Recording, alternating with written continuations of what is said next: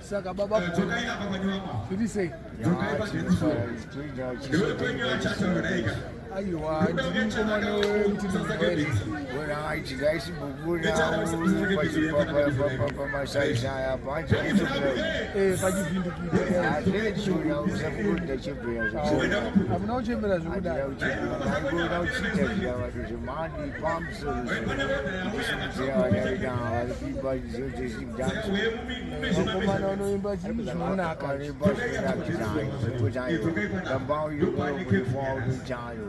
December as you are Kumana I want to tell them you are